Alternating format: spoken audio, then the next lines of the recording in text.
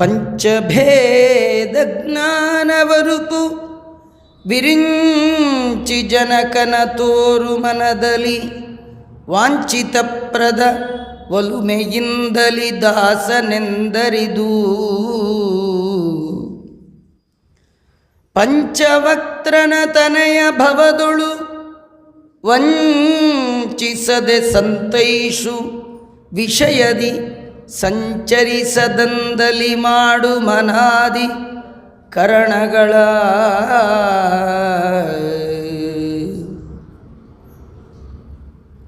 ಪ್ರಾತಸ್ಮರಣೀಯರಾದ ಜಗನ್ನಾಥದಾಸಾರ್ಯರು ಸಜ್ಜನರಾದವ ಗಣಪತಿಯಲ್ಲಿ ಏನನ್ನ ಪ್ರಾರ್ಥನೆ ಮಾಡಬೇಕು, ನಮಗೆ ದೊಡ್ಡವರ ಬಳಿ ಹೋದಾಗ, ದೇವಸ್ಥಾನಕ್ಕೆ ಹೋದಾಗ ಏನು ಕೇಳಬೇಕು ಅನ್ನೋದೇ ಗೊತ್ತಿರೋಲ್ಲ. ಏನು ಕೇಳಬಾರದ್ದೋ ಅದನ್ನೇ ಕೇಳಿ ಮತ್ತೆ ಮತ್ತೆ ಬಂಧನಕ್ಕೆ ಕಾರಣ ಆಗುವಂತಹ ವರಗಳನ್ನೇ ಬೇಡ್ತೇವೆ. ಹಾಗಾದ್ರೆ ದೊಡ್ಡವರು ಹಾಕಿಕೊಟ್ಟ ಮಾರ್ಗದಲ್ಲಿ ದೇವತೆಗಳಲ್ಲಿ ಭಗವಂತನಲ್ಲಿ ಪ್ರಾರ್ಥನೆಯನ್ನು ಮಾಡಬೇಕು. ಗಣಪತಿಯಲ್ಲಿ ಜಗನ್ನಾಥದಾಸಾರ್ಯರು ಪಂಚಭೇದ ಜ್ಞಾನಕ್ಕಾಗಿ ಪ್ರಾರ್ಥನೆ ಮಾಡ್ತಾ ಇದ್ದಾರೆ. ಪಂಚಭೇದ ಜ್ಞಾನ ಬರುಪು ವಿರಿಂಚಿ ಜನಕನ ತೋರು ಮನದಲ್ಲಿ ವಂಚಿತಪ್ರದ. ಕೇಳಿದ್ದೆಲ್ಲ ಕೊಡ್ತೀಯ, ಹಾಗಾದರೆ ನನ್ನಲ್ಲಿ ಎಲ್ಲ ಇದೆ, ಆದರೆ ಭಗವಂತನ ಬಗ್ಗೆ ಯಥಾರ್ಥವಾದ ಜ್ಞಾನ ಬೇಕು. ಅಂತಹ ಜ್ಞಾನ ಪಂಚಭೇದ ಜ್ಞಾನ. ಅದನ್ನು ಪಂಚಮುಖ ಶಿವನ ಪುತ್ರನಾದಂತಹ ಹೇ ಗಣಪತಿ, ನಾನು ನಿನ್ನಲ್ಲಿ ದಾಸ್ಯವನ್ನು ಮಾಡಿದ್ದೇನೆ, ನನ್ನ ದಾಸ ಅಂತ ತಿಳಿದು ಒಲುಮೆಯಿಂದ ಪ್ರೀತಿಯಿಂದ ಆ ತತ್ವಜ್ಞಾನವನ್ನು ಕೊಡು. ಅದರ ಫಲವಾಗಿ ನಮಗೆ ಸಿಗುವಂಥದ್ದು ವಿರಿಂಚಿ ಜನಕನ ತೋರು ಮನದಲ್ಲಿ. ಬಿಂಬರೂಪಿಯಾದ ಭಗವಂತನ ಸಾಕ್ಷಾತ್ಕಾರಕ್ಕೆ ಕಾರಣವಾದದ್ದು ಯಥಾರ್ಥವಾದ ಜ್ಞಾನ. ಜ್ಞಾನವಿಲ್ಲದೆ ಮೋಕ್ಷವಿಲ್ಲ. ಯಾರು ಭಗವಂತನ ಬಗ್ಗೆ ಯಥಾರ್ಥ ಜ್ಞಾನ ಮಾಡಿಕೊಳ್ತಾರೋ ಅವರು ಮಾತ್ರ ಕೆಚಿತ್ ಸ್ವದೇಹಾಂತರ್ ಹೃದಯಾವಕಾಶೆ ಪ್ರಾದೇಶ ಮಾತ್ರಂ ಪುರುಷಂ ವಸಂತಂ. ಅವರು ಮಾತ್ರ ಹೃದಯದ ಒಳಗೆ ಭಗವಂತನನ್ನು ನೋಡಬಹುದು. ಗಣಪತಿಯಲ್ಲಿ ನಮಗೆ ಈ ಎರಡು ಸಂದರ್ಭದಲ್ಲಿ ಬರುವ ವಿಘ್ನವನ್ನು ಪರಿಹಾರ ಮಾಡುವಂಥ ಪ್ರಾರ್ಥನೆ. ಒಂದು, ದೇವರ ಬಗ್ಗೆ ತಿಳ್ಕೊಳ್ಬೇಕು ಅಂತ ಹೋದಾಗ ಜ್ಞಾನ ಪಡೆಯಲಿಕ್ಕೆ ಹೋದಾಗ ಬರುವಂತಹ ಅನೇಕ ವಿಘ್ನ, ಬಿಂಬರೂಪಿಯಾದ ಭಗವಂತನ ಸಾಕ್ಷಾತ್ಕಾರಕ್ಕೆ ಇರುವಂತಹ ವಿಘ್ನ. ಈ ಎರಡು ವಿಘ್ನಗಳನ್ನು ನಾನು ನಿನ್ನ ದಾಸ, ನೀನು ಒಲುಮೆಯಿಂದಲೇ ನನಗೆ ಆ ಜ್ಞಾನ, ಆ ಬಿಂಬರೂಪಿಯ ಸಾಕ್ಷಾತ್ಕಾರ ಇದನ್ನು ಮಾಡಿಸಬೇಕು, ವಿಘ್ನಗಳನ್ನು ಪರಿಹಾರ ಮಾಡಬೇಕು. ಈ ಸಂಸಾರದ ಒಳಗೆ ವಂಚಿಸದೆ ಸಂತೈಸು. ನಾನು ಮೋಸಕ್ಕೆ ಒಳಗಾಗೋದು ಜಾಸ್ತಿ, ಹಾಗದ ಹಾಗೆ ನೀನು ನೋಡ್ಕೊಳ್ಬೇಕು. ಯಾವಾಗ ಸಂಸಾರಕ್ಕೆ ಬಂದರೂ ಕೂಡ ವಂಚನೆಗೆ ಒಳಗಾಗ್ತೀವಿ ಅಂದರೆ ಮನಾಧಿಕರಣಗಳು ವಿಷಯ ಕಡೆ ಸಂಚಾರ ಮಾಡಿದರೆ ಅದೇ ವಂಚನೆ. ನಮ್ಮ ಮನವೇ ಮೊದಲಾದ ಇಂದ್ರಿಯಗಳು ಭಗವಂತನ ಕಡೆ ಹೋಗಬೇಕಿತ್ತು, ಹೋಗಲಿಕ್ಕೆ ನೂರಾರು ವಿಘ್ನ. ಅದನ್ನು ನೀನು ಪರಿಹಾರ ಮಾಡು. ಯಾವ ರೀತಿ? ಮನವೇ ಮೊದಲಾದ ಕರಣಗಳು ವಿಷಯದಿ ಸಂಚರಿಸದಂದಲಿ ಮಾಡು, ಹೋಗಬಾರ್ದು ಆ ಕಡೆ. ಅಂದರೆ ತತ್ವಾಭಿಮಾನಿ ದೇವತೆಗಳಿಗೆ ಮಾತ್ರ ಅದು ಸಾಧ್ಯ. ನಾವು ಅವರಲ್ಲಿ ಬಿಟ್ಟರೆ ಬೇರೆ ಯಾರಲ್ಲಿ ಪ್ರಾರ್ಥನೆ ಮಾಡಿದ್ರೂ ಪ್ರಯೋಜನ ಇಲ್ಲ. ಅವರನ್ನು ಕೇಳ್ಕೊಳ್ಬೇಕು.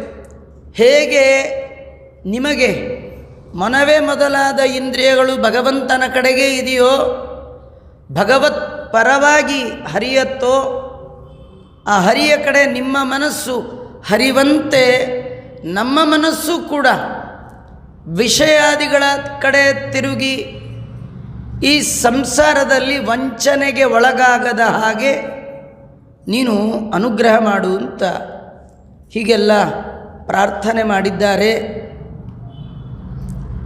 ಗಣೇಶ ಗಜಮುಖ, ತಂದೆ ಪಂಚಮುಖ, ತಾತ ಚತುರ್ಮುಖ, ಅಣ್ಣ ಷಣ್ಮುಖ, ಇವರಿಗೆಲ್ಲ ಹಿರಿಯನಾದ ಭಗವಂತ ಅನಂತಮುಖ. ವಿಶ್ವತಶ್ಚಕ್ಷುರುತ ವಿಶ್ವತೋ ಮುಖೋ,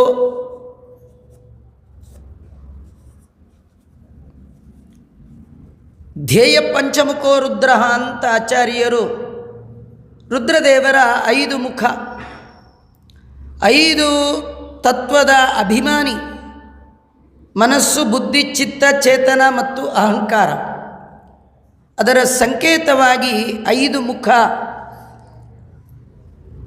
ತಂದೆ ಮನೋನಿಯಾಮಕರ ರುದ್ರದೇವರದಾದರೆ ಭೂತಾಕಾಶಕ್ಕೆ ನಿಯಾಮಕನಾದ ಗಣಪತಿದು ಗಜಮುಖ.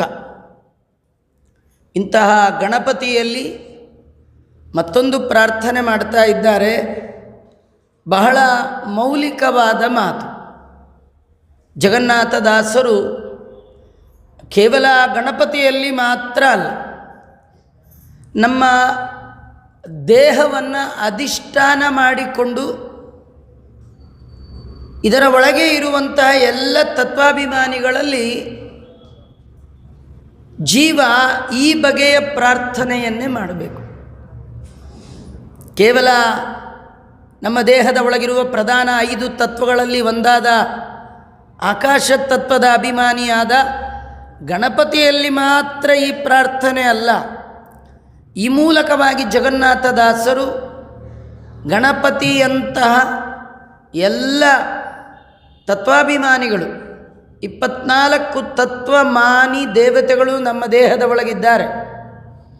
ಕಪಿಲನಾಮಕ ಪರಮಾತ್ಮ ತನ್ನ ತಾಯಿಗೆ ಉಪದೇಶ ಮಾಡುವಾಗ ಅದನ್ನೇ ಹೇಳ್ತಾನೆ, ಅಮ್ಮ, ಈ ದೇಹದ ಒಳಗಿದ್ದು ನಿಯಮನ ಮಾಡುವ ದೇವತೆಗಳ ಬಗ್ಗೆ ತಿಳಿದುಕೊಳ್ಳುವ ಪ್ರಯತ್ನ ಮಾಡಿದಾಗ ಮಾತ್ರ ಈ ಸಂಸಾರದಿಂದ ಹೊರಗೆ ಬರಬಹುದು.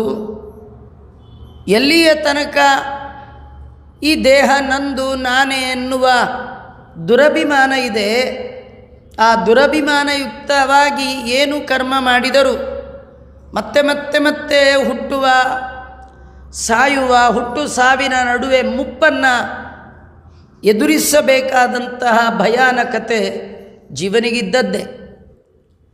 ಹಾಗಾಗಬಾರ್ದು ಅಂತಾದರೆ ಈ ದೇಹದ ಒಳಗಿದ್ದು ದೇವತೆಗಳೆಲ್ಲ ಹೇಗೆ ಈ ಜೀವನನ್ನು ನಿಯಮನ ಮಾಡ್ತಾ ಇದ್ದಾರೆ, ಆ ದೇವತೆಗಳನ್ನು ಯಾರು ನಿಯಮನ ಮಾಡ್ತಾ ಇದ್ದಾನೆ, ಎಲ್ಲ ದೇವತೆಗಳನ್ನು ನಿಯಮನ ಮಾಡುವ ಜೀವೋತ್ತಮರಾದ ವಾಯುದೇವರನ್ನು ಭಗವಂತ ಹೇಗೆ ನಿಯಮನ ಮಾಡ್ತಾ ಇದ್ದಾನೆ. ಯೋಗ ಆಧ್ಯಾತ್ಮಿಕ ಪುಂಸ ಅಂತಾನೆ ಕೃಷ್ಣ.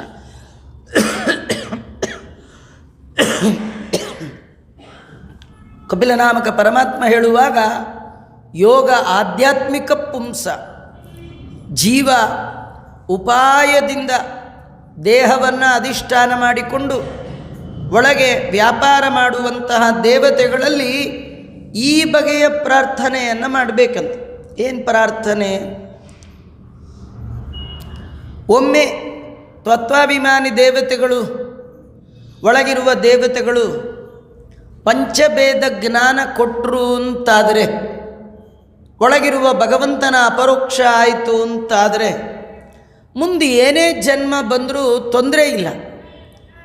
ಯಾಕಂದರೆ ಜನ್ಮಾಂತರದಲ್ಲಿ ಕೇಳಿದ, ಅಧ್ಯಯನ ಮಾಡಿದ, ತಿಳಿದ ಆ ಜ್ಞಾನ ನಿಮ್ಮನ್ನು ನಿರಂತರ ಸಾಧನೆಯ ಸನ್ಮಾರ್ಗದಲ್ಲಿಯೇ ಇಡತ್ತೆ. ನೀವು ಎಂದೂ ಕೂಡ ಯೋಗ ಮಾರ್ಗದಿಂದ ಚ್ಯುತರಾಗೋಲ್ಲ, ಬೀಳೋಲ್ಲ.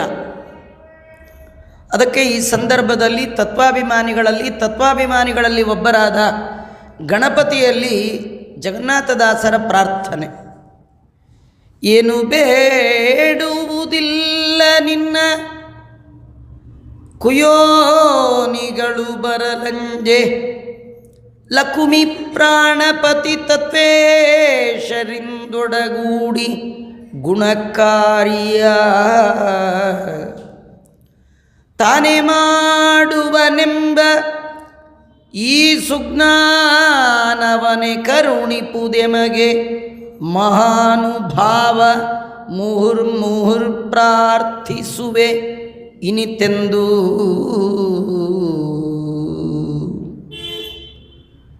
ಏನು ಬೇಡುವುದಿಲ್ಲ. ಈ ಮೊದಲ ಮಾತಲ್ಲೇ ಬೇಡಲಿಕ್ಕಾಗಿ ಏನೂ ಮಾಡಬಾರ್ದು ಅಂತ ತಿಳಿಸ್ಕೊಡ್ತಾ ಇದ್ದ. ದೇವರಲ್ಲಿ ಏನೂ ಬೇಡಬಾರ್ದು, ಏನೂ ಬೇಡಬಾರ್ದು ಅಂತ ಇಲ್ಲಿ ಬೇಡ್ತಾ ಇದ್ದಾರಲ್ಲ. ಹಾಂ, ಏನು ಬೇಡಿದರೆ ಬೇಡಿದ ಹಾಗೆ ಆಗೋಲ್ಲ ಅಂಥದ್ದು ಬೇಡಬೇಕು. ಏನನ್ನು ಬೇಡಿದರೆ ಮತ್ತೆ ಮತ್ತೆ ಹುಟ್ಟಿಗೆ ಸಂಸಾರಕ್ಕೆ ಕಾರಣ ಆಗತ್ತೆ, ಅದನ್ನು ಬೇಡಬಾರ್ದು ಅಂತ ಹೇಳಿದ್ದಾರೆಯೇ ವಿನಃ ಬೇಡಬೇಕಾದ್ದನ್ನು ಬೇಡಬಾರ್ದು ಅಂತ ಹೇಳಲಿಲ್ಲ. ಅರ್ಥಾತ್ ತತ್ವಾಭಿಮಾನಿಗಳ ಬಳಿಗೆ, ಭಗವಂತನ ಬಳಿಗೆ, ದೇವತೆಗಳ ಬಳಿಗೆ, ದೊಡ್ಡವರ ಬಳಿಗೆ ಹೋದಾಗ ಏನೂ ಕೇಳಬಾರ್ದು. ಏನೂ ಕೇಳಬಾರ್ದು ಅಂದರೆ ಏನೂ ಕೇಳಬಾರ್ದು ಅಲ್ಲ, ಏನು ಕೇಳಿದರೆ ಏನು ಕೇಳಿದ ಹಾಗಾಗಲ್ವೋ ಅದನ್ನು ಕೇಳಬೇಕು. ಯಾವುದದು? ಜ್ಞಾನ ಭಕ್ತಿ ವೈರಾಗ್ಯ. ಅದು ಕೇಳಿದರೂ ಕೇಳಿದಾಗಲ್ಲ, ಅದು ಕೇಳಲೇಬೇಕಾದ್ದು. ಬೇರೆ ಎಲ್ಲ ಕಾಮನೆಗಳನ್ನು ದೇವರಲ್ಲಿ ಕೇಳಿದಾಗ ಏನು ಪ್ರಾರಬ್ಧ ಕರ್ಮಕ್ಕೆ ಕಾರಣ ಆಗುತ್ತೋ ಹಾಗೆ ಜ್ಞಾನ ಭಕ್ತಿ ವೈರಾಗ್ಯಾದಿಗಳು ಕಾರಣ ಆಗುವಂಥದ್ದಲ್ಲ. ಜಗನ್ನಾಥದಾಸರು ಈ ಸಂದರ್ಭದಲ್ಲಿ ಒಂದು ಮಾತು ಹೇಳ್ತಾರೆ. ಕುಯೋನಿಗಳು ಬರಲಂಜೆ. ಯೋನಿ ಅಂದರೆ ಜನ್ಮ, ಕುಯೋನಿ ಅಂದರೆ ಕೆಟ್ಟ ಜನ್ಮ. ಜನ್ಮ ಯಾವುದಾದರೂ ಬರಲಿ, ಜನ್ಮಕ್ಕೆ ನಾ ಹೆದರೋಲ್ಲ. ಅರ್ಥ ಏನಂದರೆ, ಜನ್ಮದ ಬಗ್ಗೆ ದೇವರಲ್ಲಿ ನಾವು ಬೇಡುವ ಹಾಗಿಲ್ಲ. ಮರಳಿ ಈ ಪರಿ ಜನ್ಮ ಬರುವ ಹವಣಿಕೆಯಂತೂ ಇಲ್ಲ, ಬರುವ ಗ್ಯಾರಂಟಿ ಇಲ್ಲ. ಏನು ಬರುತ್ತೆ ಗೊತ್ತಾ? ಗೊತ್ತಿಲ್ಲ. ಅಲ್ಲ, ಗೊತ್ತಿಲ್ಲ ಅಂದರೆ ಫಿಕ್ಸ್ ಆಗಿದೆ. ಮುಂದಿನ ಜನ್ಮ ಏನು, ಅದ್ರ ಮುಂದಿನ ಜನ್ಮ ಏನು, ಎಲ್ಲ ಫಿಕ್ಸ್ ಆಗಿಬಿಟ್ಟಿದೆ. ನಾವು ಕೇಳಲಿಕ್ಕೇನು ಉಳಿದಿಲ್ಲ. ಏನು ಕೇಳ್ಬೋದು? ಸ್ವಾಮಿ ಜನ್ಮ ಯಾವುದು ಕೊಡ್ತೀಯೋ ಕೊಡು, ಆದರೆ ಜ್ಞಾನ ಮಾತ್ರ ನೆಟ್ಗಿಡು. ಏನು ಜ್ಞಾನ? ಲಕ್ಷ್ಮೀ ಪ್ರಾಣಪತಿ. ಲಕ್ಷ್ಮೀಪತಿ ಮತ್ತು ಪ್ರಾಣಪತಿ. ಲಕ್ಷ್ಮೀ ಪ್ರಾಣಪತಿ ಶ್ರೀ ಪ್ರಾಣನಾಥಾಯ. ಸುಮಧ್ವ ವಿಜಯದಲ್ಲಿ ಹೇಳುವಾಗ ಶ್ರೀನಾಥಾಯ ಪ್ರಾಣನಾಥಾಯ ಒಟ್ಟಿಗೆ ಶ್ರೀ ಪ್ರಾಣನಾಥಾಯ ಅದು ಹೇಳಿ ಹೇಳಿ ಇಲ್ಲಿ ಹಾಗೆ ತೊಗೊಂಡ್ಬಿಡ್ತಾರೆ. ಲಕ್ಷ್ಮೀ ಪ್ರಾಣಪತಿ ಯಾರದು? ನಾರಾಯಣ. ಏನು? ತತ್ವೇಶರಿಂದ ಒಡಗೂಡಿ, ಅರ್ಥಾತ್ ತತ್ವಾಭಿಮಾನಿಗಳ ಜೊತೆಯಲ್ಲಿ ಈ ದೇಹದ ಒಳಗಿದ್ದು, ಈ ದೇಹದ ಒಳಗೆ ಆಗಾಗ ಅಭಿವ್ಯಕ್ತ ಆಗುವ ಗುಣಗಳು, ಆ ಗುಣಗಳಿಂದ ಅಭಿವ್ಯಕ್ತ ಆಗುವ ಕರ್ಮಗಳು, ಇದನ್ನು ಅವನೇ ಮಾಡಿಸ್ತಾ ಇದ್ದಾನೆ ಎನ್ನುವಂತಹ ಜ್ಞಾನ. ಅಂದರೆ ನಮ್ಗೆ ಆಗಾಗ ಸತ್ವಗುಣ ವೃದ್ಧಿ ಆಗತ್ತೆ, ಆ ಗುಣದ ಒಳಗೆ ದೇವರೇ ಇರ್ತಾನೆ. ಆಗ ಕೆಲವು ಕಾರ್ಯ ಆಗತ್ತೆ, ಅದು ಕೂಡ ದೇವರೇ ಮಾಡಿಸ್ತಾನೆ. 6:20 ತಕ್ಷಣ ಮಠ ಕಡೆ ಹೋಗಬೇಕಪ್ಪ, 6:30 ಪ್ರವಚನ ಅಂದಿದ್ದಾರೆ. ಸಾತ್ವಿಕ ಗುಣ ಅದು ನಿಮ್ದಲ್ಲ, ಒಳಗೆ ದೇವರು ಆ ಗುಣದ ಒಳಗೆ ಪ್ರವಿಷ್ಟನಾಗಿ ಆ ಗುಣದ ಕಾರ್ಯ ಮಠದ ಕಡೆ ಹೊರಟ್ರಿ, ಅದನ್ನು ಮಾಡಿಸಿದ್ದು ಅವನೇ. ಕೆಟ್ಟ ಬುದ್ಧಿ ಹೌದು ಅವನೇ, ಕೆಟ್ಟ ಕೆಲಸ ಅವನೇ, ಎಲ್ಲ ಅವನೇ ಮಾಡಿಸ್ತಿರ್ತಾನೆ. ಸೌಟಿಗೆ ಸಾರಲ್ಲದ್ಲಿ, ಪಾಯಸದಲ್ಲದ್ಲಿ, ಉಪ್ಪಿನಕಾಯಿಲದ್ಲಿ, ಮಜ್ಜಿಗೆಲದ್ಲಿ ಏನು ಸಂಬಂಧ ಇಲ್ಲ. ಅದರ ನಿರ್ಲಿಪ್ತವಾಗಿ ಅದು ಸಾರೊಳಗದ್ದಾಗ ಖಾರ ಖಾರ ಅಂತ ಕೂಗಲಿಲ್ಲ, ಪಾಯಸದಲ್ಲದ್ದಾಗ ಸಿಹಿ ಸಿಹಿ ಸಿಹಿ ಅಂತ ಅನ್ನಲಿಲ್ಲ, ಸುಮ್ಮನಿತ್ತು. ಅದಕ್ಕೆ ಗೊತ್ತು ನನಗೂ ಇದಕ್ಕೂ ಏನು ಸಂಬಂಧ ಇಲ್ಲ. ಜೀವ ತಾನು ನಿರ್ಲಿಪ್ತನಾಗಿರಬೇಕು. ತಂದೇನಿಲ್ಲ, ಎಲ್ಲ ಭಗವಂತಂದು. ನಂದೇನದು ಸ್ವಾಮಿ, ನಿಂದೇ ಇದೆಲ್ಲ. ಇದು ಎಲ್ಲ ಆದಮೇಲೆ ಹೇಳೋದಲ್ಲ, ಎಲ್ಲ ಆದಮೇಲೆ ಹೇಳೋದಲ್ಲ. ಮಾಡಬಾರದು ಮಾಡಿಬಿಟ್ಟು ಅಯ್ಯೋ ನಮ್ಮದೇನಿದೆ ರೀ ಎಲ್ಲ ದೇವರು. ಅನುಭವ ಕಾಲದಲ್ಲಿ ಆ ನೆನಪು ಬರಬೇಕಂತ. ನಿಮಗೆ ಆಶ್ಚರ್ಯ ಆಗುತ್ತಾ? ಅನುಭವ ಕಾಲದಲ್ಲಿ ನೆನಪು ಬಂದರೆ ತಪ್ಪೇ ಮಾಡೋಲ್ಲ. ನೀವು ಅಡುಗೆ ಮಾಡುವ ಕ್ಷಣಕ್ಕೆ ದೇವರ ನೈವೇದ್ಯಕ್ಕಿಡಬೇಕು, ದೇವರ ನೈವೇದ್ಯಕ್ಕಿಡಬೇಕು ಅನ್ನುವ ಎಚ್ಚರಿಕೆ ಇದ್ದರೆ ಉಪ್ಪು ಸಾಕೋ ಸಾಲದು ಅಂತ ಬಾಯಿ ಹತ್ರ ಹೋಗೋದೇ ಇಲ್ಲ ಕೈ. ಯಾವಾಗ ಹೋಗುತ್ತೆ? ನೈವೇದ್ಯಕ್ಕಿಡಬೇಕಾದ್ದಿಲ್ಲ, ಯಾವ ಬ್ರಾಹ್ಮಣರು ಇಲ್ಲ, ಮಡಿ ಇಲ್ಲ, ಮೈಲಿಗೆ ಇಲ್ಲ, ಸುಮ್ಮ ಟೇಸ್ಟ್ ನೋಡಿ ಕೊಟ್ಟು ಬಿಡೋಣ ಮಾಡ್ಬೋದು, ಬಂದುಬಿಟ್ರು ಬಂದುಬಿಡುತ್ತೆ. ನಿಮಗೆ ಭಗವತ್ ಪ್ರಜ್ಞೆ ಜಾಗೃತವಾಗಿದ್ದರೆ ಗುಣದಲ್ಲಿ ಅವನೇ ಇದ್ದಾನೆ, ಕಾರ್ಯದಲ್ಲಿ ಅವನೇ ಇದ್ದಾನೆ, ಅವನೇ ಮಾಡಿಸ್ತಾ ಇದ್ದಾನೆ. ಸ್ವತಂತ್ರನಾಗಿ ಮಾಡಿದವನು ಅವನೇ, ಅಸ್ವತಂತ್ರನಾದ ಜೀವರ ಕಡೆಯಿಂದ ಮಾಡಿಸಿದ್ದು ಅವನೇ. ಸ್ವತಂತ್ರವಾಗಿ ಮಾಡೋದು ಅವನೇ, ಜೀವನ ಒಳಗೆ ಅವನ ಅಸ್ವತಂತ್ರ ಅಧೀನ ಕರ್ತೃತ್ವದೊಂದಿಗೆ ಮಾಡಿಸಿದ್ದು ಅವನೇ. ಈ ಸುಜ್ಞಾನವನೇ ಕರುಣಿಪುದೆ ಮಗೆ ಮಹಾನುಭಾವ. ನಿನ್ನಲ್ಲಿ ಮತ್ತೆ ಮತ್ತೆ ಪ್ರಾರ್ಥಿಸ್ತೇನೆ, ಜನ್ಮ ಯಾವುದು ಬರಲಿ, ಕತ್ತೆ, ಕುರಿ, ಕೋಳಿ, ನಾಯಿ, ಅಂಜಿ ಯಾವುದು ಬೇಕಾದ್ರೂ ಬರಲಿ. ನಾವು ಭಾಗವತಾದಿ ಗ್ರಂಥಗಳಲ್ಲಿ ನಾವು ನೋಡ್ತೇವೆ 2 ಕಥೆಗಳು. ಒಂದು ಗಜೇಂದ್ರ ಮೋಕ್ಷದ ಕಥೆ. ಗಜೇಂದ್ರ ದೇವರನ್ನು ಸ್ತೋತ್ರ ಮಾಡುವಾಗ ಪ್ರಾಗ್ಜನ್ಮ ಶಿಕ್ಷಿತಂ, ಜನ್ಮಾಂತರದಲ್ಲಿ ತಾನು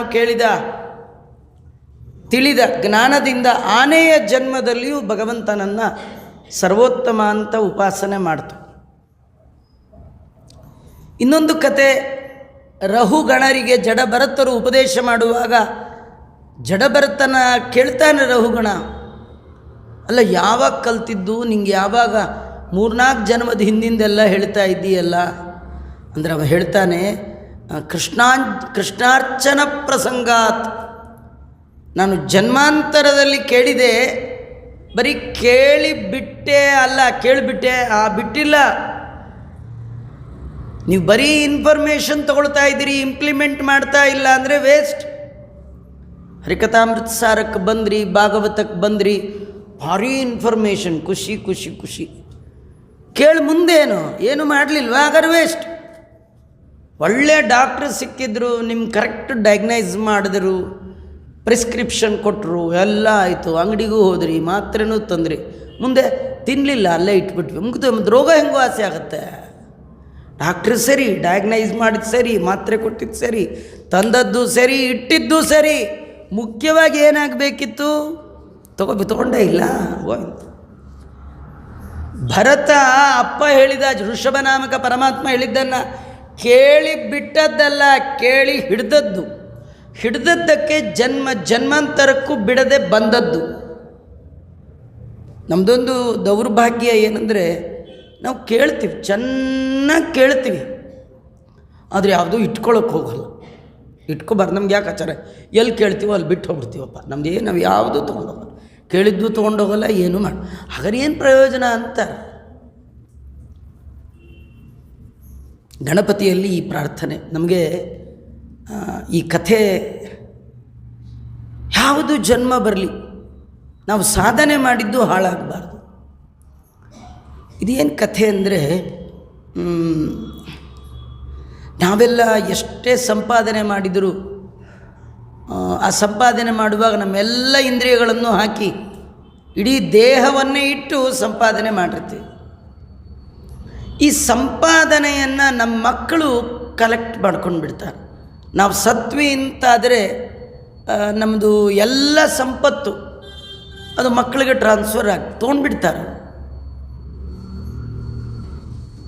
ಆದರೆ ನೀವು ಮಕ್ಕಳಷ್ಟೇ, ಮಕ್ಕಳಿಗಿಂತಲೂ ಭಗವಂತನನ್ನೇ ಮಗ ಅಂತ ಉಪಾಸನೆ ಮಾಡಿದರೆ ಅಂತ್ಯಕಾಲದಲ್ಲಿ ಅವನು ಬಂದು ಏನು ಮಾಡ್ತಾನೆ ಅಂದರೆ, ನಿಮ್ಮ ಆಸ್ತಿ ಕಲೆಕ್ಟ್ ಮಾಡ್ಕೊಳ್ಳಲ್ಲ. ನೀವು ಅಲ್ಲಿ ತನಕ ಕಿವಿ ಒಳಗೆ ಏನು ಶಾಸ್ತ್ರದ ಶ್ರವಣ ಮಾಡಿದ್ದೀರಿ ಅದನ್ನು ಕಲೆಕ್ಟ್ ಮಾಡ್ಕೊಳ್ತಾರೆ. ನೀವು ಅಲ್ಲಿ ತನಕ ಈ ಜನ್ಮದಲ್ಲಿ ಕೈಯಿಂದ ಏನೆಲ್ಲ ಭಗವತ್ ಪೂಜೆ ಮಾಡಿದ್ದೀರಿ ಆ ಸಾಧನೆಯನ್ನು ಕಲೆಕ್ಟ್ ಮಾಡಿಕೊಳ್ತಾನೆ. ಕಣ್ಣಿನಿಂದ ಎಷ್ಟು ಭಗವಂತನ ದರ್ಶನ ಮಾಡಿದ್ದೀರಿ, ಶಾಸ್ತ್ರ ಕುಲಾವಲೋಕನ ಮಾಡಿದ್ದೀರಿ, ಕಾಲಿನಿಂದ ಎಷ್ಟು ಯಾತ್ರೆ ಮಾಡಿದ್ದೀರಿ, ಮನಸ್ಸಿನಿಂದ ಎಷ್ಟು ಚಿಂತನೆ ಮಾಡಿದ್ದೀರಿ, ಈ ಎಲ್ಲವನ್ನು ಆ ಭಗವಂತ ಕಲೆಕ್ಟ್ ಮಾಡಿಕೊಳ್ತಾನೆ. ಮಾಡ್ಕೊಂಡು ಏನು ಮಾಡ್ತಾನೆ, ಮುಂದೆ ಇನ್ನೊಂದು ದಿನ ಇನ್ನೊಂದು ಬಾಡಿ ಬರುತ್ತಲ್ಲ, ದೇಹ, ಅದರೊಳಗೆ ಇದನ್ನೆಲ್ಲ ಇಟ್ಟುಬಿಡ್ತಾನೆ. ಆ ಕಿವಿ ಒಳಗೆ ಹೋದ ಜನ್ಮದಲ್ಲಿ ಕೇಳಿದ್ದೆಲ್ಲ ಇಡ್ತಾನೆ, ಆ ತಲೆ ಒಳಗೆ ಜನ್ಮಾಂತರದಲ್ಲಿ ಮಾಡಿದ ಸಂಸ್ಕಾರವನ್ನು ಇಡ್ತಾನೆ.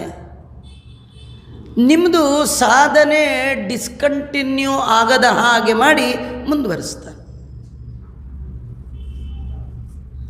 ಫೋನ್ ಯಾವುದೇ ಇದ್ದರೂ ಕೂಡ ಸಿಮ್ ಸೇಮ್ ಇದ್ದರೆ ಹೇಗೆ ಎಲ್ಲ ಹಿಂದಿನದೆಲ್ಲ ಅದರೊಳಗೆ ಬಂದುಬಿಡತ್ತೆ, ಹಾಗೆ ಈ ಬಾಡಿ ಫೋನ್ ಇದ್ದ ಹಾಗೆ ಒಳಗಿರುವಂತಹ ಆ ಚೇತನ ಅದು ಸಿಮ್, ಅದರೊಳಗೆ ಏನೇನು ಸಾಧನೆ ಮಾಡಿದ್ದಾನೆ ಭಗವಂತ ಇಟ್ಟ ಅಂತಾದರೆ ಮತ್ತೆ ಸಾಧನೆ ಮುಂದುವರಿಯುತ್ತೆ.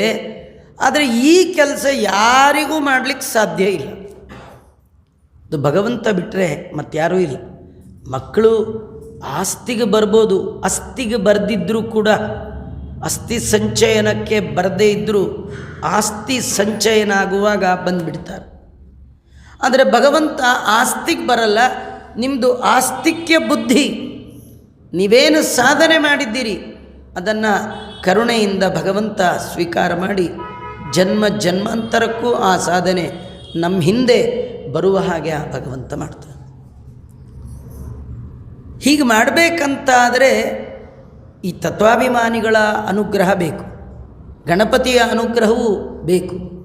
ಇದು ನಮ್ಮದು ಒಂದು ಜನ್ಮದ ಸಾಧನೆ ಅಲ್ಲ. ಕೃಷ್ಣ ಪರಮಾತ್ಮ ಭಗವಂತನ ಅರಿವು ಬರಬೇಕಾದ್ರೇ ಬಹೂನಾಂ ಜನ್ಮನಾಮಂತೆ ಜ್ಞಾನವಾನ್ ಮಾಂ ಪ್ರಪದ್ಯತೆ.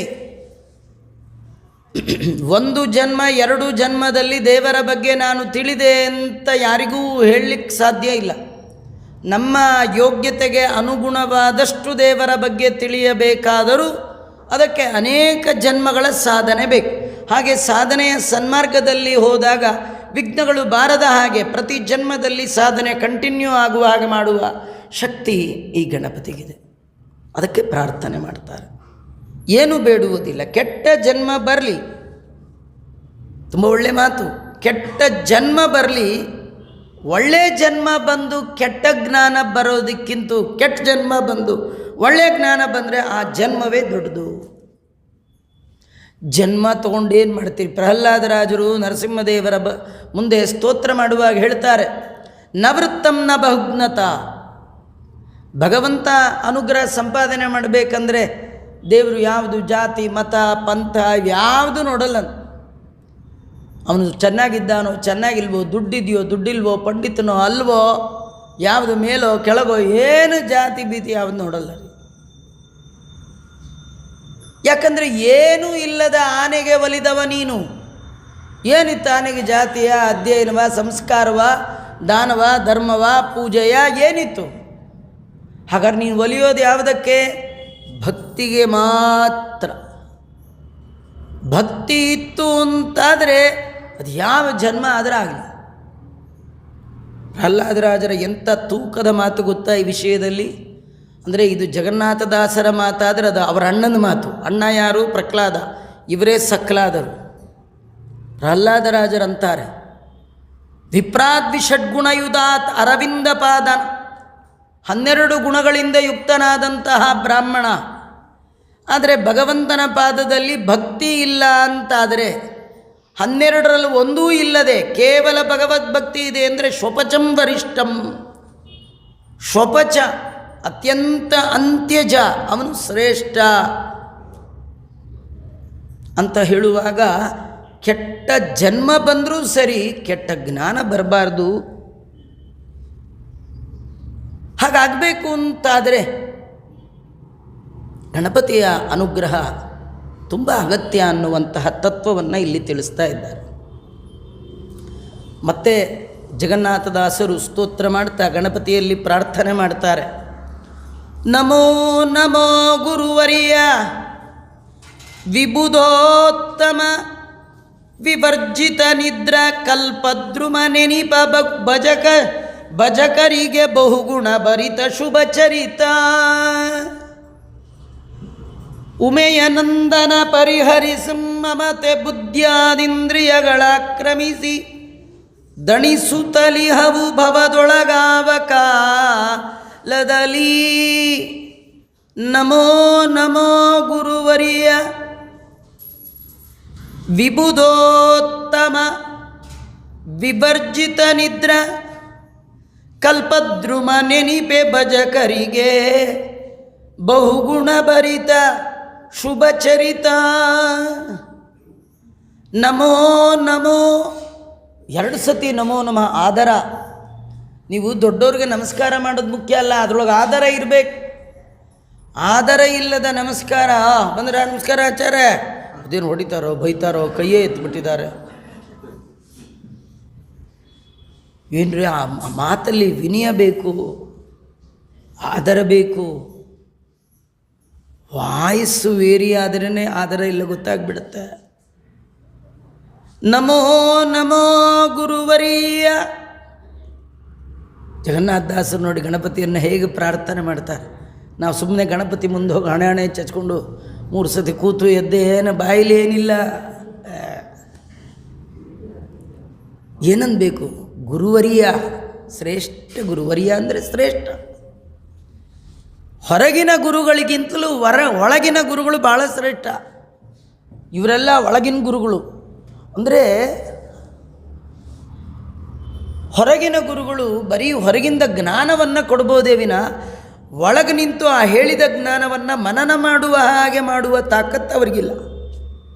ಹೊರಗೆ ಪುರಾಣ ಎಷ್ಟು ಹೇಳ್ಬೋದಪ್ಪ, ಏನೂ ಹೇಳ್ಬೋದು. ಆದರೆ ನಿಮ್ಮೊಳಗೆ ಕೂತು ನಾನು ಅದನ್ನು ಅರ್ಥ ಮಾಡಿಸ್ಲಿಕ್ಕೆ ನಂಗೆ ಸಾಧ್ಯನಾ? ನಿಮ್ಗೆ ಎಷ್ಟು ಅರ್ಥ ಆಗುತ್ತೋ ಇಲ್ಲದೇ ಇಲ್ಲ. ಕೂತವ್ರಿಗೆಲ್ಲ ಒಂದೇ ಅರ್ಥ ಆಗೋಲ್ಲ. ಅವರವ್ರ ಶಕ್ತಿ ಅವರವ್ರ ಯೋಗ್ಯತೆಗೆ ಅನುಗುಣವಾಗಿ ಅರ್ಥ ಆಗುತ್ತೆ. ಈ ಗಣಪತಿ ಎಂಥವ ಅಂತಂದರೆ ಹೇಳುವವನು ಅವನೇ, ಒಳಗೆ ನಿಂತು ತಿಳಿಸುವವನು ಅವನೇ. ತತ್ವಾಭಿಮಾನಿಗಳು ಗುರುವರಿಯ.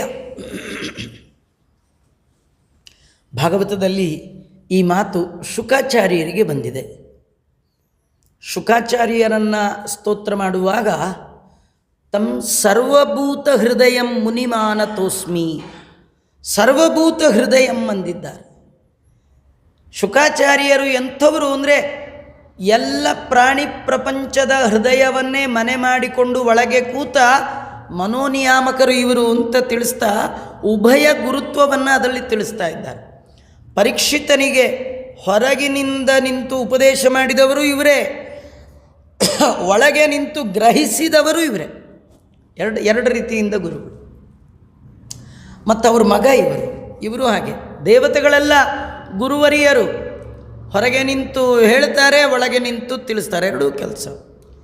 ನಮೋ ನಮೋ ಗುರುವರಿಯ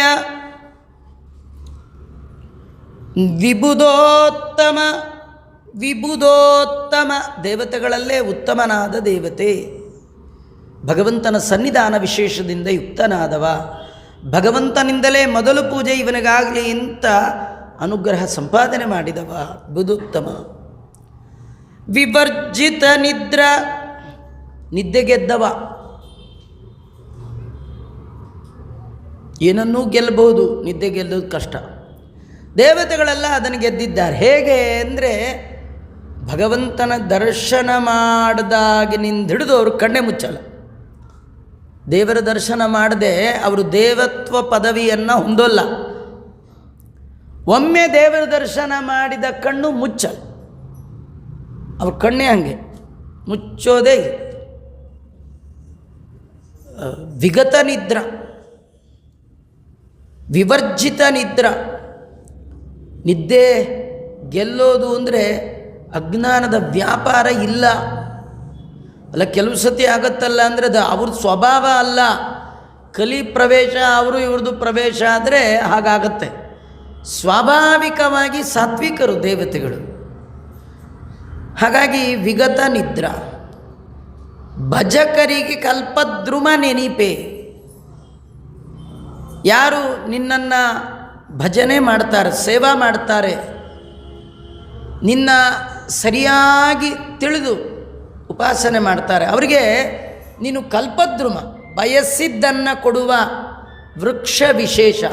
ದೇವಲೋಕದಲ್ಲಿ ಇಂದ್ರನ ನಂದನವನದಲ್ಲಿರುವ ಕಲ್ಪವೃಕ್ಷ ಧಿಕ್ಕರಿಸುವಂತಹ ಗುಣ ನಿಂದು. ಕೇಳಿದ್ದೆಲ್ಲ ಕೊಡ್ತೀಯ. ಬಹುಗುಣಭರಿತ, ಅನೇಕ ಗುಣಗಳು ನಿನ್ನಲ್ಲಿ ಇರುವಂಥದ್ದು. ಶುಭಚರಿತ, ಒಳ್ಳೆ ಚಾರಿತ್ರ್ಯ ಉಳ್ಳವ. ಉಮಯನಂದನ, ಉಮಾದೇವಿಯ ಮಗನಾದ ಹೇ ಗಣಪತಿ, ಪರಿಹರಿಸು ಏನನ್ನ?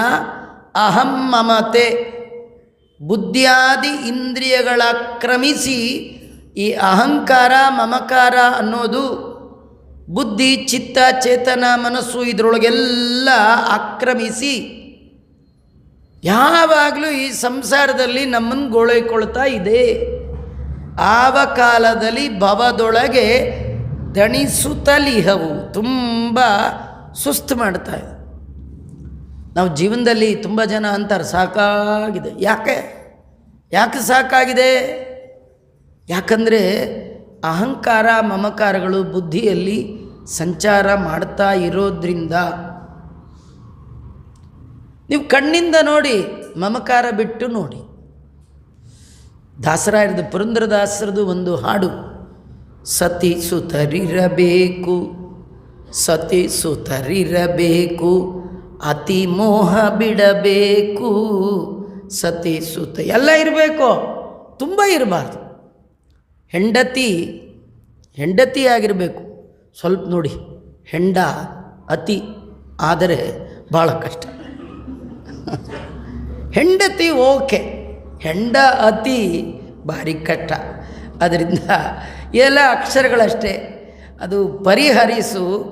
ಅಹಂ ಮಮತೆ ಬುದ್ಧಿಯಾದಿಗಳಲ್ಲಿ ಅಹಂಕಾರ ಮಮಕಾರ ಬುದ್ಧಿ ಇಂದ್ರಿಯ ಚಿತ್ತ ಚೇತನ ಜ್ಞಾನೇಂದ್ರಿಯ ಕರ್ಮೇಂದ್ರಿಯಗಳಲ್ಲಿ ನಾನು ನಂದು ಬಂದಾಗ ಆಗುವ ದುಃಖ ಅದಿಲ್ಲ ಅಂದರೆ ಆಗಲ್ಲ. ನಮ್ಮದು ಅಂತಿದ್ರೆ ಅದು ಹೋದಾಗ ಕಳ್ಕೊಂಡಾಗ ಅಂತ ಅಳ್ತೀವಿ. ಹೋದಾಗೆಲ್ಲ ಅಳಲ್ಲ, ನಮ್ದು ಹೋಗಿದ್ರೆ ಅಳ್ತೇವೆ. ಅಯ್ಯೋ ಯಾರ್ದು ಬಿಡಿ, ನಮ್ಮ ತಂದೆ ಇಲ್ಲ, ಸುಮ್ಮನೆ ಆಗ್ತದೆ. ನೀವು ಅಳ್ಲಿಕ್ಕೇನು ಕಾರಣ, ತೊಂದರೆಗೇನು ಕಾರಣ? ನಿಮ್ಮ ಮನಸ್ಸೇ ಮೊದಲಾದ ಇಂದ್ರಿಯಗಳಲ್ಲಿ ಸಂಚಾರ ಮಾಡ್ತಾ ಇರ್ತಕ್ಕಂಥ ಅಹಂಕಾರ ಮಮಕಾರ.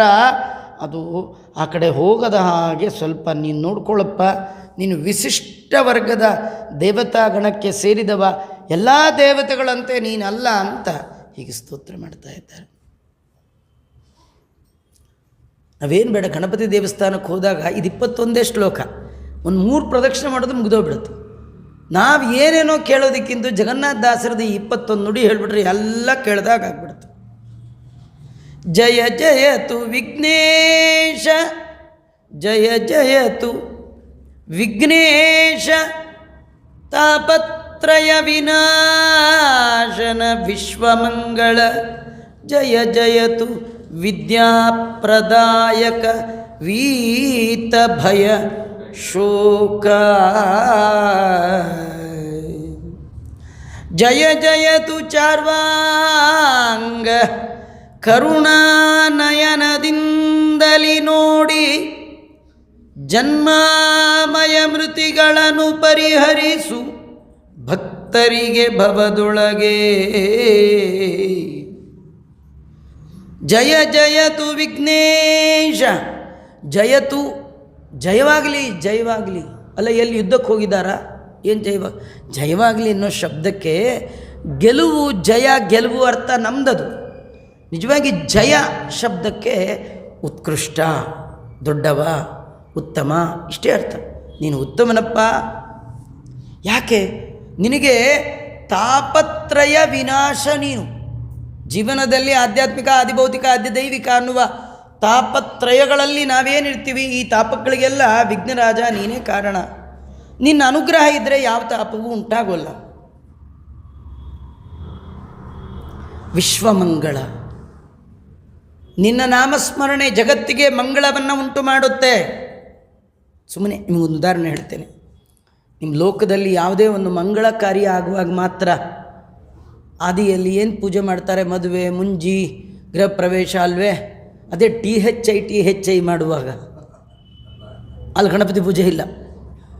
ಪಿತೃಕರ್ಮ ಮಾಡುವಾಗ ಇಂದಿರಾರಮಣ ಅಲ್ಲೆಲ್ಲೋ ಹೋಗಿ ಮಾಡುವಾಗೆಲ್ಲ ಗಣಪತಿ ಪೂಜೆ ಇಲ್ಲ. ನಿನ್ನ ಹೆಸರು ಬಂತು ಅಂದರೆ ಅಲ್ಲಿ ಮಂಗಳ, ವಿಶ್ವಮಂಗಳ ನೀನು. ವಿದ್ಯಾಪ್ರದಾಯಕ ಜಯತು ಜಯತು, ಒಂದೊಂದಕ್ಕೆ ಜಯತು ಜಯತು. ವಿಘ್ನೇಶ ಜಯತು ಜಯತು. ತಾಪತ್ರಯ ವಿನಾಶಕ ಜಯತು ಜಯತು. ವಿಶ್ವಮಂಗಳ ಜಯ ಜಯತು. ವಿದ್ಯಾಪ್ರದಾಯಕ ಜಯ ಜಯತು. ವೀತಭಯ ಶೋಕ ಜಯ ಜಯತು. ಚಾರ್ವಾಂಗ ಜಯತು ಜಯತು. ಒಳ್ಳೆ ಸದ್ವಿದ್ಯಾಪ್ರದಾಯಕ. ವಿದ್ಯಾ ಅಂತ ಕರೆಯೋದೇ ಸಾವಿದ್ಯಾಯ ವಿಮುಕ್ತ. ಯಾವುದು ನಮ್ಮನ್ನು ಈ ಬಂಧನದಿಂದ ಬಿಡುಗಡೆಗೆ ಕಾರಣವಾಗುವಂಥ ವಿದ್ಯೆ ಇದೆ ಅದನ್ನೇ ವಿದ್ಯಾ ಅಂತ ಕರೆಯೋದು. ಎಲ್ಲ ವಿದ್ಯೆಗಳು ವಿದ್ಯೆ ಅಲ್ಲ. ಯಾವ ವಿದ್ಯೆ ನಮ್ಮನ್ನು ಮತ್ತೆ ಮತ್ತೆ ಹುಟ್ಟಿಗೆ ಎಳ್ಕೊಂಡು ಬರ್ತಾ ಇದೆ, ಅನೇಕ ಜನ್ಮಗಳಿಗೆ ಕಾರಣ ಆಗುವಂಥ ವಿದ್ಯೆ ಇದೆ, ಅದೆಲ್ಲ ವಿದ್ಯೆ ಅಲ್ಲ. ನಿಜವಾಗಿ ವಿದ್ಯೆ ಯಾವುದು? ನಮ್ಮನ್ನು ಈ ಜನ್ಮದಿಂದ ಬಂಧನದಿಂದ ಬಿಡುಗಡೆ, ಅಂತಹ ವಿದ್ಯಾಪ್ರದಾಯಕ. ವೀತ ಭಯ ಶೋಕ, ಭಯ ಭಯದಿಂದ ಉಂಟಾಗುವ ಶೋಕ, ಇದು ವೀತ ಗೆದ್ದವ, ಜಯಿಸಿದವ, ನಿನ್ನ ಸ್ಮರಣೆ ಮಾಡಿದವರಿಗೂ ಇಲ್ಲದ ಹಾಗೆ ಮಾಡುವವ. ಅದೇ ನಿನಗೆ ಜಯವಾಗಲಿ, ನೀನು ಉತ್ಕೃಷ್ಟನಾಗಿದ್ದೀಯ. ಚಾರ್ವಾಂಗ, ಚಾರು ಅಂದರೆ ಸುಂದರ, ಅಂಗ ಅಂದರೆ ಶರೀರ. ಗಣಪತಿಯ ಶರೀರ ಒಳ್ಳೆ ಮನೋಹರವಾಗಿರ್ತಕ್ಕಂಥದ್ದು. ಕರುಣಾನಯನದಿಂದಲೇ ನೋಡಿ, ನಿನ್ನ ಕಾರುಣ್ಯದಿಂದ ನೋಡಬೇಕಪ್ಪ. ನೋಡಿದ್ರೆ ಏನಾಗುತ್ತೆ? ಭವದೊಳಗೆ ಈ ಸಂಸಾರದಲ್ಲಿ ಭಕ್ತರಿಗೆ ಬರುವಂತಹ ಜನ್ಮ ಆದಮೇಲೆ ಬರೋದು ಆಮಯ, ರೋಗ, ಮೃತಿ, ಸಾವು. ಹುಟ್ಟಿದ ಮೇಲೆ ರೋಗ ಬರುತ್ತೆ, ರೋಗ ಬಂದಮೇಲೆ ಸಾಯ್ತಾನೆ. ರೋಗ ಬರದೇ ಇರೋ ಹಾಗೆ ನೋಡ್ಕೊಳ್ಬೇಕು. ರೋಗ ಬರಬಾರ್ದು, ಇಲ್ಲ ಬಂದೇ ಬರುತ್ತೆ. ಅಲ್ಲ ಆಚಾರ್ಯ, ನಾವೇ ಹೊರಗೆ ತಿಂದಲ್ಲ ಬಡೀಲಿದ್ದೀವಿ, ಏನಿದ್ರು ಬರುತ್ತೆ ರೀ. ಅಲ್ಲ ಹೆಂಗೆ ಬರುತ್ತೆ ಆಚಾರ್ಯ? ಏನು ಸಂಬಂಧ ಗೊತ್ತಾ? ಈ ಜನ್ಮದ್ದು ಏನು ಸಂಬಂಧ ಇಲ್ಲ. ಜನ್ಮಾಂತರದಲ್ಲಿ ಮಾಡಿದ ಪಾಪಗಳು ರೋಗಗಳಾಗಿ ಬರೋದು. ಪೂರ್ವಜನ್ಮ ಕೃತಂ ಪಾಪಂ ವ್ಯಾಧಿ ರೂಪೇಣ ಪಿಡ್ಯತೆ. ಈ ಜನ್ಮದಲ್ಲೇನೋ ತುಂಬ ಜನ ಕೆಲವರು ಮಾತಾಡುವಾಗ ಹೀಗೆ ಅಂತಾರೆ ನೋಡಿ, ನಮ್ಗೆ ತಿಳಿದಾಗಿಂದು ನಾ ಏನು ತಪ್ಪು ಮಾಡಿಲ್ಲ, ಆದರೂ ಏನೋ ನಮಗೇ ಗೋಳು. ಈ ಜನ್ಮದಲ್ಲಿ ಮಾಡಿಲ್ಲ, ಹೋದ ಜನ್ಮದ್ದು ಯಾರು ಬಿಡಬೇಕದು? ನಾವೇ, ಇನ್ಯಾರಿಗೂ ಟ್ರಾನ್ಸ್ಫರ್ ಮಾಡಲಿಕ್ಕಿಲ್ಲ. ನಿಜವಾಗಿಯೂ ಈ ಜನ್ಮಕ್ಕೇನಿಲ್ಲ ರೀ. ಯಾವ ಜನ್ಮದ ಫೈಲ್ ಓಪನ್ ಮಾಡಿ ಈಗ ನಮ್ಮನ್ನು ವಿಚಾರಣೆ ತೊಗೊಂಡಿದ್ದಾರೋ ಗೊತ್ತಿಲ್ಲ. ಅದು ಮಾಡಬಾರ್ದನ್ನು ಯಾವಾಗಲೂ 20 ವರ್ಷದ ಕೆಳಗೆ ಮಾಡಿರ್ತೀರಿ. ಸ್ವಲ್ಪ ಅಧಿಕಾರ ಯೌವನ ಎಲ್ಲ ಇರುವಾಗ ಮಾತಾಡಿ, ಇವಾಗೆಲ್ಲ ಮುಚ್ಕೊಂಡು ಹೋಗಿರುತ್ತದು, ಯಾವುದು ಈಚೆಗೆ ಬಂದಿರಲ್ಲ. ಸ್ವಲ್ಪ ಎಲ್ಲ ನಿಮ್ಮದು ಕಡಿಮೆ ಆಯಿತು ಅಂದಾಗ ಒಬ್ಬೊಬ್ಬರೇ ಕೇಸ್ ಹಾಕಿ ಕಡೆಗೆ ಒಂದಿನ ಎಳ್ಕೊಂಡೋಗಿ ಹಳೇದೆಲ್ಲ ತೆಗೆದು ಹೆಂಗೆ ರಿಪೇರಿ ಮಾಡ್ತಾರೋ, ನಮಗೆ ಎಂಗೇಜ್ ಒಳಗೆ ಅಂದರೆ ಒಳ್ಳೆ ಯೌವನದಲ್ಲಿ ಏನು ಬಂದರೂ ಎದುರಿಸ್ಬಿಡ್ತೀವಿ, ಗೊತ್ತಾಗಲ್ಲ. ಆ ವಯಸ್ಸಾಗ್ತಾ ಆಗ್ತಾ ಬ್ಲಡ್ಡಲ್ಲಿ ಪವರ್ ಕಡಿಮೆ ಆಗಿ ಅದರದ್ದು ಎಲ್ಲ ಕಡಿಮೆ ಆಗಿ ಸುಸ್ತಾದಾಗ ಇವೆಲ್ಲ ಒಂದೊಂದೇ ಚಿಗಿದ್ಕೊಳ್ಳುತ್ತೆ. ಅದು ಯಾವುದಂದರೆ ಜನ್ಮಾಂತರದ ಪ್ರಾರಬ್ಧ. ಹುಟ್ಟು ಪ್ರಾರಬ್ಧ, ಮತ್ತು ರೋಗ ಪ್ರಾರಬ್ಧ, ಸಾವು ಪ್ರಾರಬ್ಧ, 3 ಪ್ರಾರಬ್ಧಗಳು. ಅದನ್ನೇ ಕರುಣದಿಂದ ನೋಡಿ, ಜನ್ಮ, ಆಮಯ, ಮೃತಿ, ಇದೇ ತ್ರಯತಾಪ. ಇದು 3 ತಾಪಗಳೇ ನಮಗೆ. ಹುಟ್ಟಿದ್ದೊಂದು ಪ್ರಾಬ್ಲಮ್ಮು, ರೋಗ ಬಂದಿದ್ದೊಂದು ಪ್ರಾಬ್ಲಮ್ಮು, ಸತ್ತಿದ್ದಿನ್ನೊಂದು ಪ್ರಾಬ್ಲಮ್, ಎಲ್ಲ ಪ್ರಾಬ್ಲಮ್. ಇದನ್ನು ಪರಿಹಾರ ಮಾಡು. ಭವದಲ್ಲಿ ಭಕ್ತರಿಗೆ ಈ 3 ಪರಿಹರಿಸು ಅಂತ ಪ್ರಾರ್ಥನೆ ಮಾಡ್ತಾರೆ.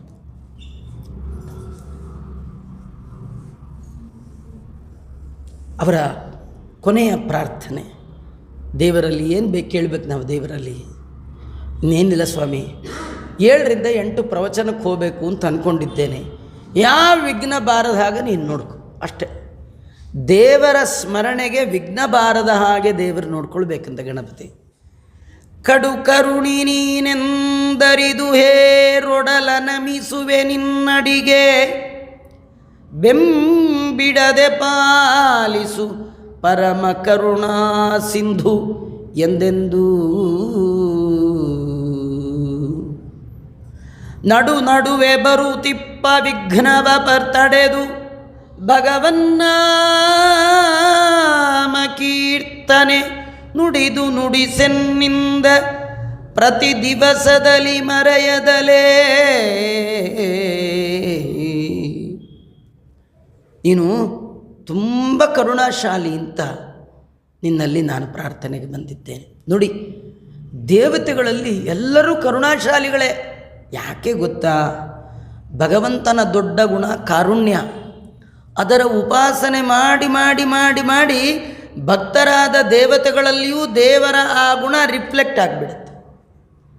ರಾಘವೇಂದ್ರ ಸ್ವಾಮಿಗಳನ್ನು ರಾಯ ಬಾರೋ, ತಂದೆ ತಾಯಿ ಬಾರೋ, ಕರುಣಾಸಾಗರ ಅಂತ ರಾಯರನ್ನು ಗಟ್ಟಿಯ ಉತ್ತಮ ಗುಣಗಳಿಂದ ರಾಯರನ್ನು ಕರೀತಾರೆ. ಕಾರುಣ್ಯ ಸಾಗರ ಬಾರೋ ಅಂತ. ರಾಯರಲ್ಲಿ ಈ ಕಾರುಣ್ಯ ಎಲ್ಲಿಂದ ಬಂತು?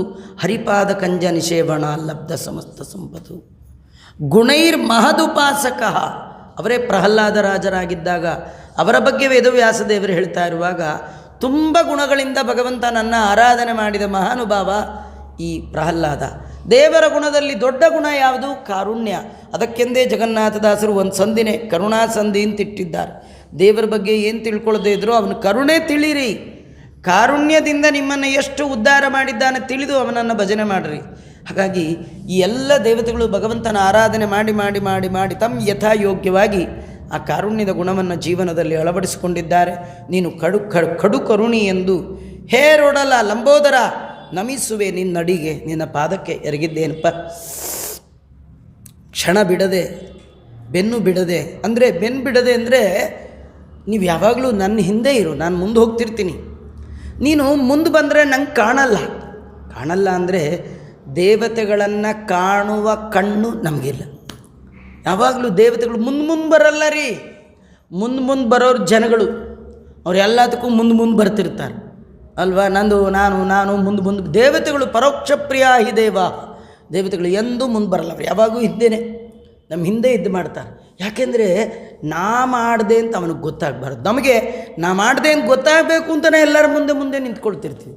ಅವ್ರಿಗೆ ಗೊತ್ತಾಗಬಾರ್ದು, ಅವ್ರಿಗೇನು ಬೇಡ ಅವ್ರಿಗೆ. ಹೀಗಾಗಿ ನೀನು ಬೆಂಬಿಡದೆ ನನ್ನ ಬೆನ್ನ ಹಿಂದೆ ಇದ್ದು ಯಾವಾಗಲೂ ಬಿಡದೆ ಪಾಲಿಸು, ರಕ್ಷಣೆ ಮಾಡು. ಪರಮ ಕರುಣಾ ಸಿಂಧು ಸಮುದ್ರ, ಕರುಣಾ ಸಮುದ್ರ ನೀನು. ಏನು ರಕ್ಷಣೆ ಮಾಡಬೇಕು, ಏನು ಪಾಲನೆ, ಏನು ಪ್ರಾರ್ಥನೆ, ಏನು ನಡುವೆ ಬರುತ್ತಿಪ್ಪ ವಿಘ್ನವ ತಡೆದು. ಅಲ್ಲ, ಯಾವುದಕ್ಕೆ ವಿಘ್ನ? ಭಗವನ್ನಾಮ ಕೀರ್ತನೆಗೆ. ನಮಗಿನ್ಯಾವುದಕ್ಕೂ ವಿಘ್ನ ಇಲ್ಲ ರೀ. ದಿನ ಬೆಳಗಾದರೆ ಎಲ್ಲ ಪ್ರೋಗ್ರಾಮ್ ಆಗೋದೆಲ್ಲ ನಾರ್ಮಲ್. ಪೂಜೆ ಸ್ವಲ್ಪ ಡೌಟ್, ಸಂಧ್ಯಾವನೆ ಸ್ವಲ್ಪ ಡೌಟ್, ಪಾಠ ಸ್ವಲ್ಪ ಡೌಟ್, ಪ್ರವಚನ ಡೌಟ್. ಮಿಕ್ಕ ಯಾವುದು ಪ್ರಾಬ್ಲಮ್ ಇಲ್ಲ, ಎಲ್ಲ ನಡೀತಾ, ಎಲ್ಲ ಆರಾಮ.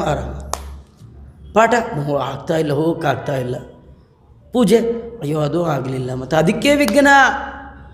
ಬೇರೆ ದಿಕ್ಕು ವಿಘ್ನವೇ ಇಲ್ಲ. ಹರಿ ಎನ್ನಲಿಕ್ಕೆ ಹೊತ್ತಿಲ್ಲ, ಬೇರೆ ದಿಕ್ಕು ಭಾರಿ ಹೊತ್ತಿದೆ.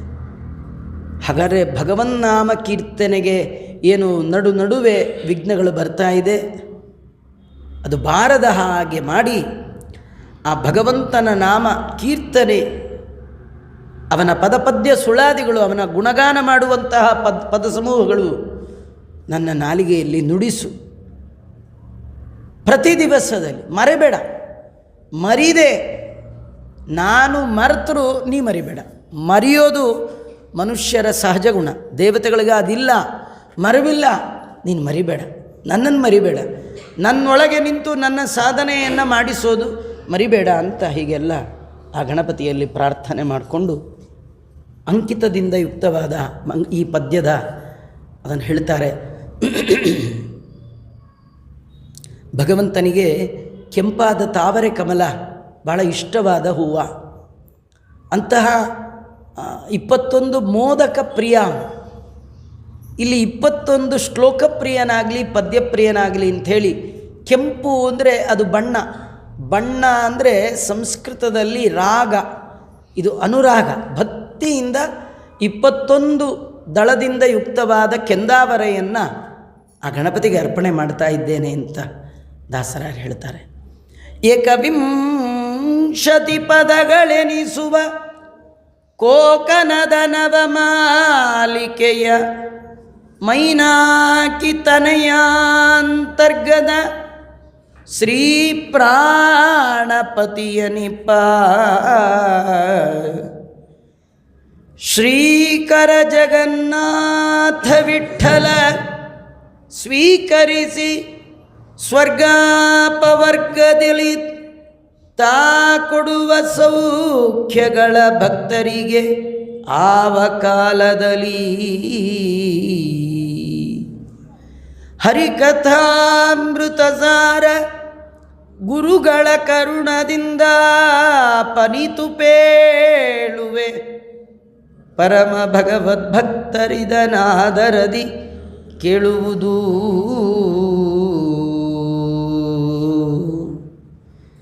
21 ಪದ್ಯಗಳು. ಹೇಗೆ ದೇವರಿಗೆ ನಾವು 9 ದಳದ ಕಮಲವನ್ನು ಶ್ರವಣಂ ಕೀರ್ತನಂ ವಿಷ್ಣು ಸ್ಮರಣಂ ಪಾದಸೇವನಂ ಅರ್ಚನಂ ಇದು ಪುಂಸಾರ್ಪಿತೋ ಭಕ್ತಿಶ್ಚೇನ್ನವಲಕ್ಷಣ 9 ಲಕ್ಷಣಗಳಿಂದ ಯುಕ್ತವಾದ ಒಂದು ಹೂವು ಭಗವಂತನಿಗೆ ಅರ್ಪಣೆ ಮಾಡುವಂತೆ ಪ್ರಾತಸ್ಮರಣೀಯರಾದ ಜಗನ್ನಾಥದಾಚಾರ್ಯರು 21 ದಳದ ಕೆಂದಾವರೆ ಈ ನವಮಾಲಿಕೆ, ನವ ಅಂದರೆ ಹೊಸದಾದ ಹೂವಿನ ಮಾಲೆಯನ್ನು ಮೈನಾಕಿ ತನಯಾಂತರ್ಗತ ಮೇನಕರಾಜನ ಮಗಳು, ಅವಳ ಗಂಡ ಮೈನಾಕಿ, ಅವನ ತನೆಯ ಗಣಪತಿ. ನೋಡಿ, ಒಬ್ಬರನ್ನು ಬಿಟ್ಟಿಲ್ಲ ಆ ಫ್ಯಾಮಿಲಿ ಒಳಗೆ, ಎಲ್ಲರೂ ನಡ್ಕೊಂಡ್ಬಂದಿದ್ದ. ಅಂತರ್ಗತನಾದ ಶ್ರೀಕರನಾದ ಪ್ರಾಣಪತಿ ಎನಿಸುವ, ಶ್ರೀಪತಿ ಪ್ರಾಣಪತಿ ಎನಿಸುವ ಯಾರದು? ಶ್ರೀಕರ ಜಗನ್ನಾಥ ವಿಠ್ಠಲ. ಬೇಕಾದ್ದು ಕೊಡ್ತಾನೆ. ಶ್ರೀಕರ ಅಂದರೆ ಆ ಭಗವಂತನ ಕೈ ಅನುಗ್ರಹ ಯಾರಿಗೆ ಸಿಕ್ತು ಅವ್ರಿಗಿಂಥದ್ದಿಲ್ಲ ಅಂತಿಲ್ಲ, ಅಂತಹ ಕರ ಅದು, ಸಂಪದ್ಯುಕ್ತವಾದ ಕರ ಅದು. ಜಗನ್ನಾಥ ವಿಠ್ಠಲ ಇದನ್ನು ಸ್ವೀಕಾರ ಮಾಡಿ ಅವನ ಅನುಗ್ರಹ ಆಯಿತು ಅಂದರೆ ಸ್ವರ್ಗ ಮತ್ತು ಅಪವರ್ಗ. ಸ್ವರ್ಗ ಅಂದರೆ ಸ್ವರ್ಗ, ಇಂದ್ರಾದಿ ದೇವತೆಗಳು ಇರುವಂಥದ್ದು. ಅಪವರ್ಗ ಅಂದರೆ ಮೋಕ್ಷ. ಸ್ವರ್ಗ ಅಪವರ್ಗದಿ ಆ ಭಗವಂತ ಸೌಖ್ಯಗಳನ್ನು ಭಕ್ತರಿಗೆ ಎಲ್ಲ ಕಾಲದಲ್ಲಿಯೂ, ಅರ್ಥಾತ್ ಸ್ವರ್ಗದಲ್ಲಿರುವಾಗ, ಅಪವರ್ಗದಲ್ಲಿರುವಾಗ, ಸಾಧನೆ ಮಾಡುವಾಗ ಎಲ್ಲ ಕಾಲದಲ್ಲಿ ಸೌಖ್ಯಗಳ ಕೊಡುವ ಅಂತ ಜಗನ್ನಾಥದಾಸರು ಪ್ರಾರ್ಥನೆ ಮಾಡಿದ್ದಾರೆ.